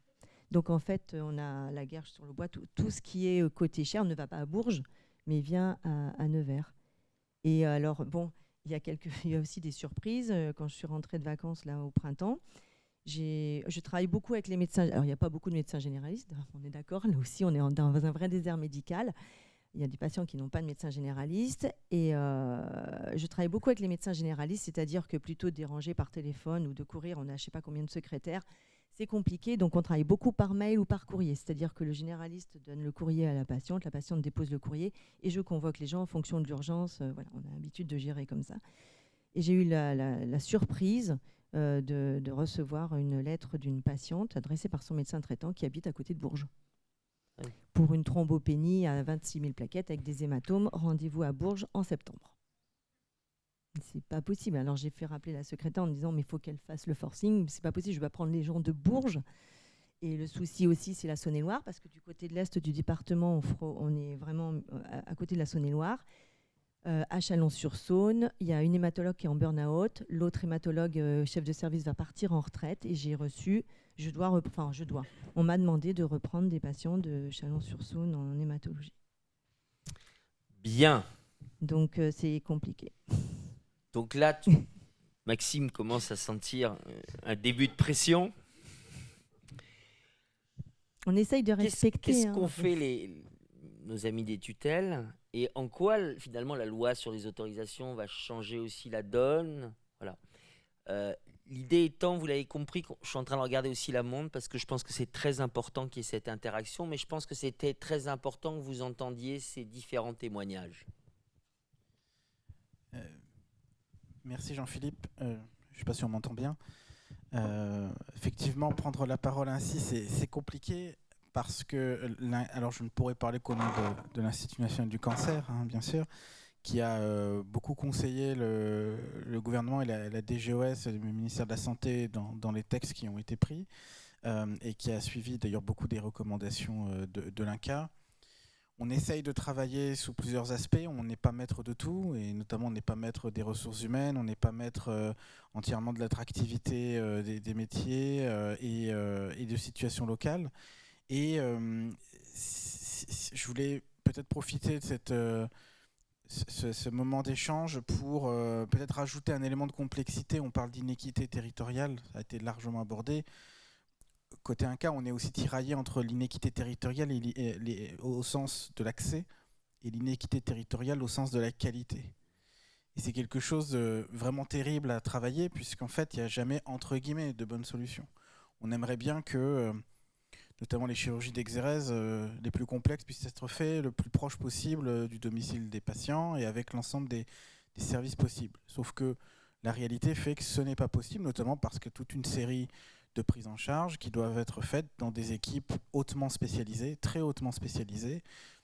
Et donc, ça nécessite forcément d'avoir des plateaux techniques pour un certain nombre de cancers. Je pense à l'ovaire, je pense à un certain nombre d'organes digestifs ou à d'autres encore, qui ne peuvent être faits que à 50, 100, 200 km du lieu de vie du patient. Et la logique, elle est plutôt de réfléchir, et c'est tout l'objet de cette discussion, de réfléchir à la prise en charge globale de la cancérologie, qui ne s'arrête pas évidemment à l'opération, exérèse ou séance de radiothérapie. Elle doit aller du domicile à l'hôpital en passant par la ville et au domicile du patient. Et donc, quelque part, la façon de résoudre cette équation un peu impossible, puisque quelque part, on crée un paradoxe. On veut, en augmentant par exemple les seuils d'activité en cancérologie, on crée une diminution des plateaux autorisés mécaniquement. Donc, quelque part, on éloigne un certain nombre de plateaux des patients. Donc, on renforce d'une certaine manière une forme d'inéquité territoriale en faisant ça. Et en même temps, on ne pouvait pas se satisfaire de l'idée que finalement, il y a des endroits où les pertes de chance sont un petit peu plus élevées qu'ailleurs. Et on sait, d'un point de vue scientifique, quand on analyse la manière dont doivent se structurer des équipes de soins sur le long terme, qu'il y a une corrélation entre une expérience régulière et importante et une qualité. Et donc, la façon de résoudre cette équation-là, c'est de dire on porte l'idée qu'il faut des plateaux techniques hautement spécialisés et qu'un certain nombre de chirurgies, par exemple, ne peuvent pas être faites dans des établissements qui n'en pratiquent pas assez. Mais de l'autre, et ça c'est tout l'enjeu du travail de la prise en charge globale et territoriale, tous les établissements, y compris les plus modestes, en termes de volume, en termes de proximité, ont un rôle majeur à jouer dans la prise en charge des patients. Et c'est pas parce qu'on va faire 150 km pour aller dans un CHU, dans un CLCC, faire son exérèse, que c'est là qu'on va devoir faire les soins de support, que c'est là qu'on va devoir faire les suites de chimio, etc. Et ça, c'est quelque chose qui, au moment où on avait fait ces propositions et dans le cadre des discussions sur la réforme, a parfois été compliqué à expliquer, à dire. Voilà, la T2A produit aussi son effet. Enfin, voilà, il y a un certain nombre de phénomènes qui se produisent. Mais je crois que le message commence à passer, même si, évidemment, au niveau local, c'était quelque chose de très ancré, qui est de dire que le patient...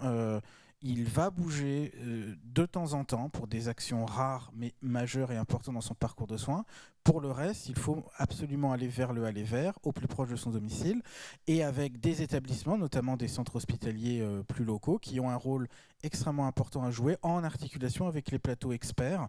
Et partout en France, au côté Inca, on le voit très bien, il y a des organisations qui se montent et qui s'organisent, peut-être pas assez vite, peut-être qu'il faut les travailler encore davantage, bien évidemment. Les ARS jouent un rôle évidemment là-dedans, dans le fait que les CHU, les CLCC doivent travailler, les grandes cliniques doivent travailler en articulation avec ces centres plus de proximité. Et donc, quelque part, on ne résoudra les inégalités territoriales qu'en articulant ces deux choses, en n'ayant aucune compromission sur la qualité et en faisant le maximum pour apporter dans tous les endroits du territoire, typiquement les soins de support. On sait qu'on a encore d'énormes travaux à mener là-dessus. Je trouve intéressant de citer ces exemples-là. Après, je pourrais citer de très nombreuses actions de la stratégie décennale qui visent à résorber des formes d'iniquité territoriale. Mais je vais me contenter de ce qui a été évoqué autour de cette table ronde, notamment autour des soins de support, de l'association des patients le plus possible dans les travaux et le développement je donne un dernier exemple, les travaux qu'on mène sur les futurs RCP dans le cadre des réunions de concertation pluridisciplinaire, dans le cadre de la réforme des autorisations. Côté Inca, on porte vraiment le fait que demain, les RCP, elles sont pluri-établissements, parce qu'on ne peut pas laisser un établissement isolé, seul, à prendre des décisions lourdes pour des patients avec un manque ou une difficulté à accéder à certaines compétences. Et en même temps, les RCP devront aborder la prise en charge globale du patient, y compris en lien avec son souhait, probablement d'être soigné au plus proche de son domicile. Donc il y a toute une série comme ça d'actions qu'on essaye de mener qui s'inscrivent dans une même logique de prise en charge globale et individualisée de la maladie. Et on ne peut pas tout résoudre côté Inca, mais en tout cas, on est à l'écoute de tous les acteurs régionaux et territoriaux qui souhaitent qu'on les accompagne dans ces travaux-là. Merci beaucoup. Et donc, normalement, la salle est plurielle aussi. Et ce qu'on attend beaucoup, c'est que la salle réagisse. Est-ce qu'il y a des questions ou des réactions ?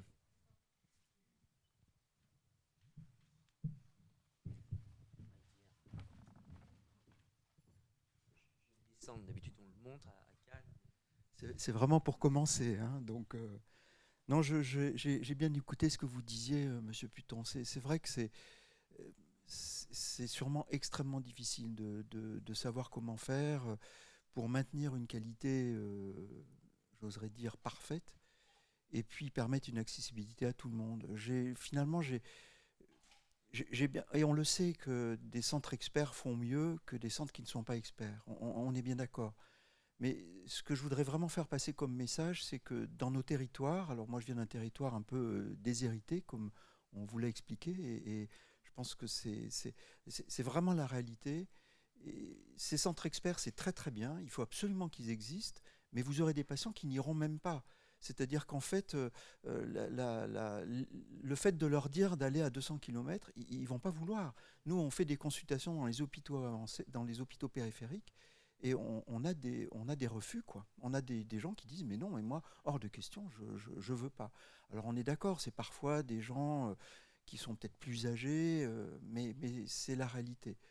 La deuxième chose, c'est que je suis aussi tout à fait d'accord avec vous, il faut absolument qu'il y ait des réseaux qui se mettent en place. Alors ça passe par la RCP, c'est vrai, mais ça passe aussi par des partages de postes, des partages d'activités. Nous, c'est ce qu'on fait beaucoup dans le territoire d'Auvergne et au-delà du territoire d'Auvergne, avec tous les structures un peu périphériques, puisqu'on consulte, vous voyez, nous on sort de notre territoire d'Auvergne, on va même jusqu'à Mende, au sud, donc on fait tout ce qu'on peut en fait pour maintenir comme ça une prise en charge optimale. Et je crois que c'est vraiment à FHF Cancer, et souvent on en a parlé, on a justement cette fédération qui nous unit, CHU, centre hospitalier et structures finalement publiques, et on est dans le devoir vraiment de mettre en place ces consultations. Et enfin, mon dernier commentaire, il est tout bête, mais c'est presque une question. Vous savez, j'ai connu l'époque, il y a quelque temps, où on associait les patients à la décision de la RCP. Moi, je me rappelle qu'en fait, il y avait alors c'était dans une salle de consultation, on se réunissait, puis on appelait le patient, il venait, on était 4 ou 5, et puis là, on discutait du dossier avec lui, puis on prenait la décision, et il repartait avec sa décision. Et est-ce que ça, il y a des discussions, parce que je vous ai entendu dire là que ça devait aller jusqu'aux soins de support, est-ce qu'on pourrait imaginer que dans le futur, on fasse un peu ce qu'on faisait avant, c'est-à-dire que le patient rentre au moment où dans notre RCP, on discute de son cas, et que quelque part, alors je ne dis pas qu'il participe intellectuellement, mais qu'au moins il puisse exprimer un certain désir et une certaine volonté. Voilà, désolé, je suis un peu long, mais... Merci. Maxime ou... Je suis sur les deux premières interrogations, je suis d'accord avec vous. Encore une fois, le drame de travaux qu'on peut mener à l'INCa, c'est qu'en fait, il n'y a jamais de bonne solution et on essaye de trouver d'un point de vue d'une politique publique celle qui, on va dire, serait la plus efficace. L'enjeu d'aller vers des patients qui pourraient être réfractaires, y compris lorsque tout est pris en charge, à aller à une certaine distance pour leur prise en charge, est un enjeu majeur. Mais on préfère travailler dans ce sens-là d'une certaine manière plutôt que de maintenir des activités qui puissent être un peu qui puissent entraîner un certain nombre de pertes de chance pour les patients. Sur votre troisième interrogation, sur la dernière interrogation, on a longuement discuté dans un groupe d'experts côté INCa sur effectivement, entre autres, ce n'était pas le seul sujet, mais sur l'ARCP qui devait y participer, comment on devait associer les uns les autres, et y compris évidemment le patient. Je vais être assez clair auprès de vous, il n'y a pas de consensus aujourd'hui sur la participation des patients à la réunion physique de l'ARCP, dans le sens où elle est aujourd'hui de façon globalement assez consensuelle auprès des professionnels interrogés. Elle reste une réunion de professionnels très techniques avec l'enjeu d'avoir un autre dispositif vis-à-vis du patient, que ce soit d'ailleurs en amont, et là je vous rejoins. D'ailleurs, les travaux ont insisté sur le fait que, notamment, l'avis du patient, ses souhaits, par exemple, notamment sur des arrêts de traitement ou sur ce genre d'étapes compliquées, devaient être prises en compte avant même la RCP pour que celle-ci puisse se prononcer en connaissance de cause. Et ensuite, après la RCP, il devait y avoir des entretiens singuliers entre le patient et le médecin assurant son suivi, qui puissent, d'une part, lui expliquer des discussions qui restent malgré tout en RCP très techniques et proposer tout ce qui va autour, parce qu'on rappellera que la RCP, même si aujourd'hui il y a beaucoup de types de RCP, la RCP reste une réunion sur la thérapeutique, essentiellement la stratégie thérapeutique, et qu'il y a beaucoup d'autres éléments qui entourent le parcours global du patient par d'autres réunions qui ont lieu avant, après les RCP, et qui forment un ensemble global de parcours pour le patient qui doit lui être expliqué de manière individualisée et propre à la relation entre le médecin et son patient. Voilà ce que je pouvais dire à ce stade sur ce point-là. Merci. Non, j'ai vu. Oui, j'ai un complément, notamment un exemple. Je suis représentante des usagers à l'hôpital de Montauban qui fait partie de l'Oncopole. Et l'Oncopole est organisé avec une gradation des soins. C'est-à-dire qu'on a des interventions qui peuvent être réalisées dans des hôpitaux de proximité, enfin proches des patients, dans la ville de Montauban, voire, et d'autres qui sont sur des centres de référence à l'Oncopole et qui demandent plus d'expertise et d'habitude pour justement garantir la survie du patient après. Évidemment, en tant que patient, on a envie d'être bien soigné, le mieux soigné possible. Mais en même temps, vous avez raison, il y a des patients qui ne veulent pas se déplacer, mais le tout, là, dans le cadre de l'Oncopole, est organisé avec une porte d'entrée sur un établissement de santé, un déplacement en ambulance la veille ou le matin même de l'intervention. L'intervention se fait, les suites directes sont faites dans l'établissement recours et après un autre transport en ambulance ramène le patient en proximité où il retrouve ses proches, ses visites et ses habitudes. Et dans l'autre sens, il y a des consultations avancées spécifiques d'oncologues en oncologie spécifique et pathologie ou autre, qui viennent en consultation avancée sur les établissements périphériques et qui voient le patient dans son suivi et les chimiothérapies et tous les traitements qui sont sont prescrits sont dans l'hôpital de proximité. Donc ça, je pense que c'est un modèle qui pourrait peut-être être dupliqué ailleurs, mais c'est un modèle où même la personne âgée de 80 et quelques années qui a un cancer arrive à accepter une prise en charge parce que tout lui est amené avec une organisation complète du parcours.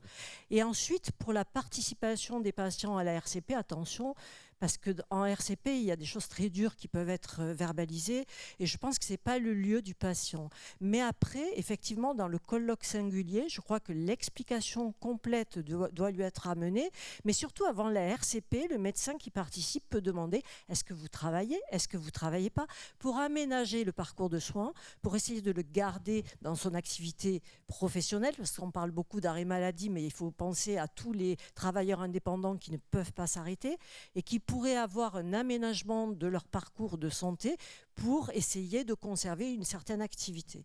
Et donc là, donner la bonne information, et il y a parfois 2 protocoles à choisir.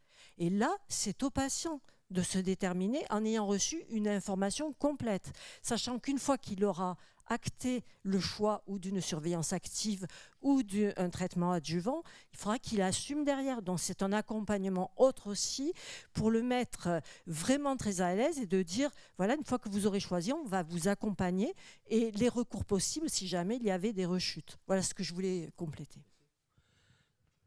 Je crois, le maître mot, c'est le réseau. Le problème, c'est qu'on n'est que sur, contrairement au réseau des diabétiques qui sont plutôt assez fonctionnels, je veux dire, mais pour lesquels des moyens ont été largement mis en place. Je ne veux pas dire que ça n'est pas mis dans le cancer, mais globalement, on n'en est qu'aux prémices, quoi.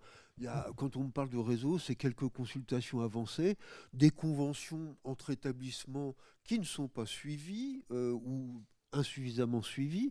Et donc, je crois que c'est tout ça qu'on a à construire. Pour moi, c'est le maître mot vraiment de la Fédération hospitalière de France. Et je crois qu'effectivement, tous ensemble, on devrait y arriver et au profit et au bénéfice des patients. Mais réseau. Mais vraiment, on est un peu mal organisé quand même, quoi. Voilà, c'est ça que je veux dire.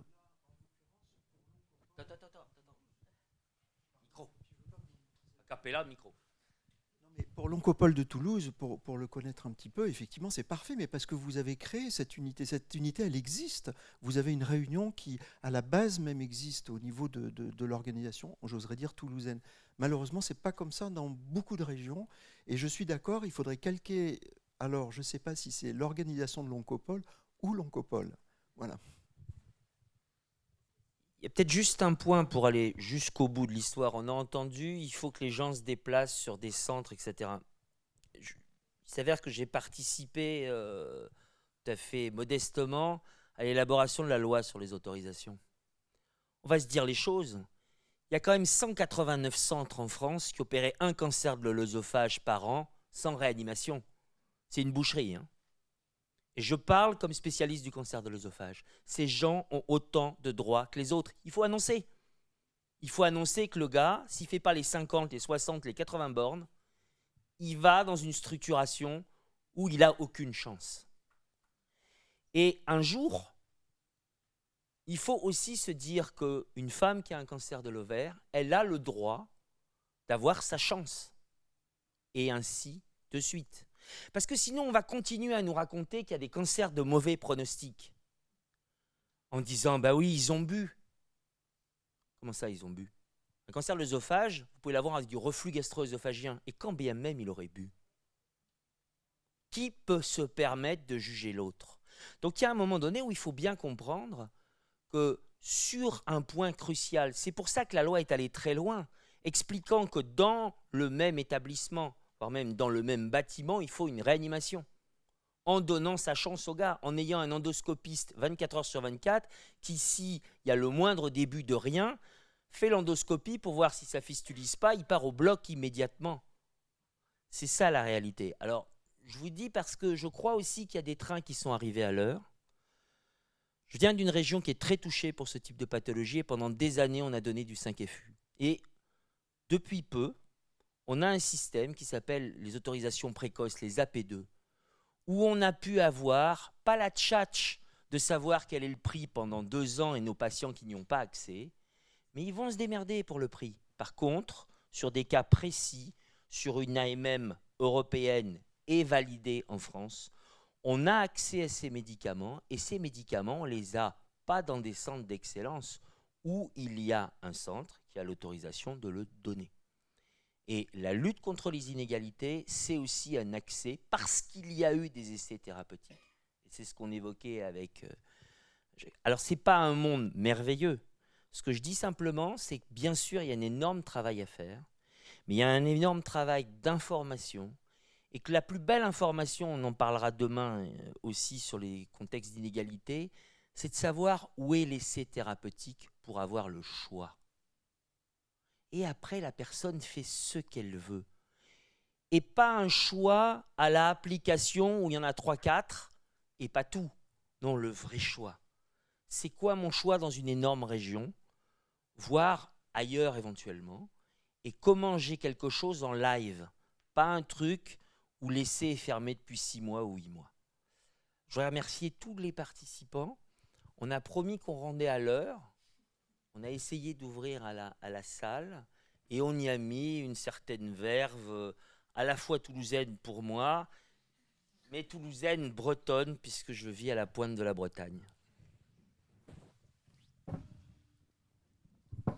Mot de la fin. Attendez, on va au président le mot de la fin. Juste un petit mot pour vous dire, voilà, remercier évidemment tous les intervenants et vous remercier toutes et tous d'avoir participé à ces 2 tables rondes. Il y a évidemment beaucoup de questions. 2 fois 45 minutes, c'est assez court, mais en tout cas, j'espère qu'on aura ouvert, comme on dit, votre esprit à une réflexion et qu'on aura tous et toutes abouti à cette réflexion.